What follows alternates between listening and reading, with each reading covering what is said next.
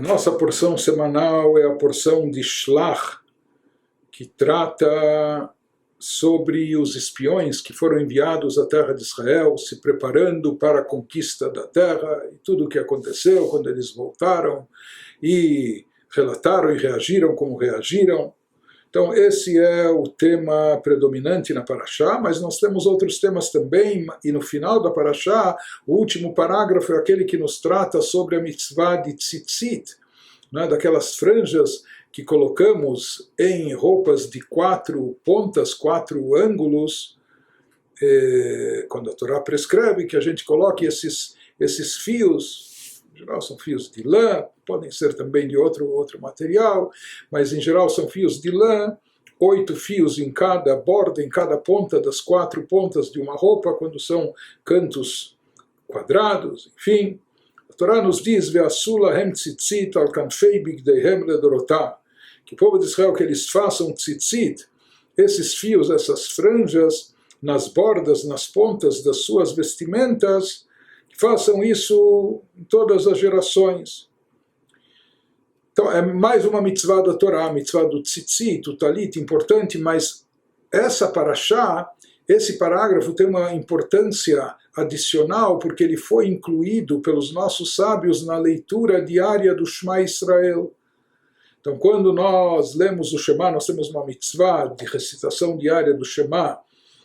de manhã e de noite. Quando nós lemos o Shema, na prática nós acabamos lendo 3 parágrafos da Torá. Shema ve'ahavta é o primeiro, depois o ve'hayim shamoa,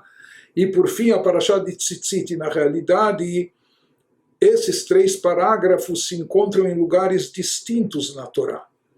Na realidade, quando nós lemos aqui a porção de tzitzit, que é o terceiro trecho do Shema na nossa liturgia, os 2 primeiros trechos ainda não foram escritos, não foram relatados, eles vão aparecer só no último livro, no Dvarim, no Deuteronômio. Mas de qualquer forma, esses 3 parágrafos, esses 3 trechos, eles foram acoplados, selecionados pelos nossos sábios para serem ditos juntos na recitação diária do Shema de manhã e à noite. E a pergunta que se faz, o Shema Israel, o Shema é a mitzvah de lê-lo, e nós sabemos, lá nós temos fundamentos essenciais da nossa fé, começando pela declaração de fé monoteísta, Hashem Elokeinu, Hashem Echad, Deus, nosso Deus é um. Ou como em seguida diz o Talmud, a segunda parashá, Ve'hayim shamoa, ela trata sobre o cumprimento das mitzvot. Na linguagem talmúdica dos nossos sábios, como eles explicam, que Deus fala primeiro, se refere à primeira parashá, primeiro Kablu Malchuti, assumam o jugo do meu reinado, se vocês se subordinarem a mim, se vocês reconhecerem que eu sou o rei, então, e apenas então, eu vou prescrever para vocês mitzvot, preceitos. Então se fala que a segunda parashá, Ve'hayim shamoa, ela está mais relacionada com Kablu Gzerotai, com aceitar os estatutos divinos. A primeira parashá seria aceitar a unicidade de Deus, a existência de Deus, a unicidade de Deus, a atuação de Deus, e a segunda está relacionada com aceitação e cumprimento dos preceitos. Mas, perguntam os nossos sábios no Talmud, Parshat Tzitzit, a parashá, esse parágrafo relacionado com o tzitzit, que está no final da nossa porção desse Shabbat, Mipnei ma kvaua bekriyat Shema, por que foi estabelecido pelos nossos sábios para que esse parágrafo também seja lido na sequência da leitura do Shema? Qual o seu conteúdo, o que há de especial nele?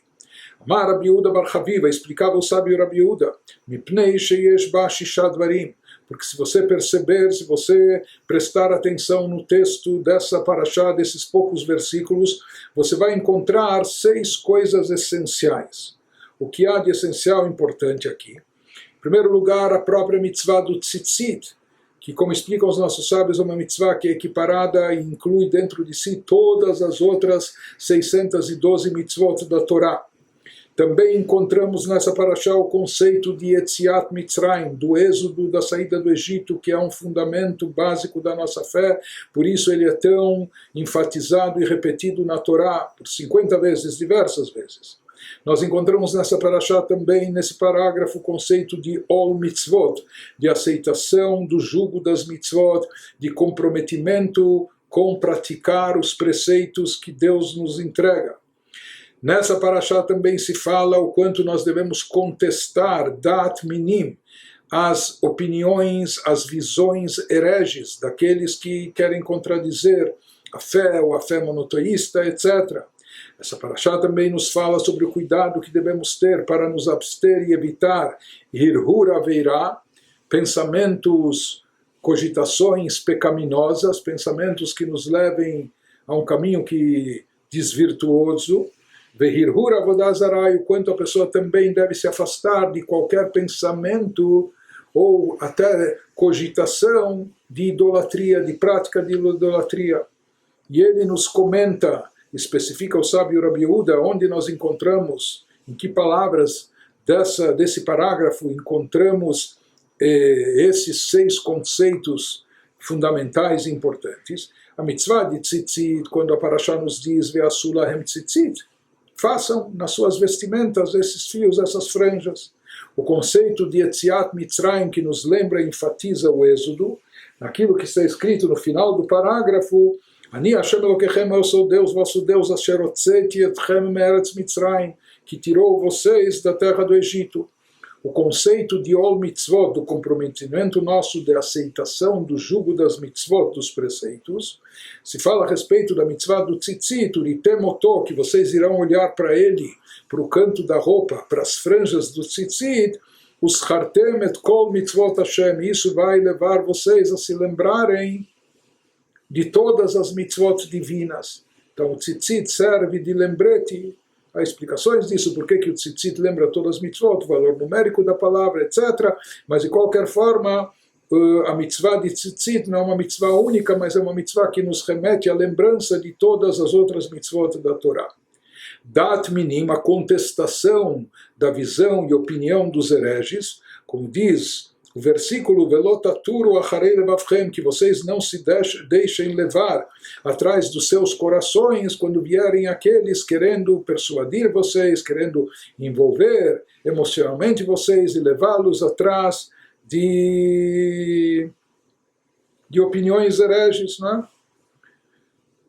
Inclusive se diz que o sentido desse versículo, Velotaturu acharei levavchem, não sigam atrás dos impulsos dos seus corações, isso se refere às opiniões hereges.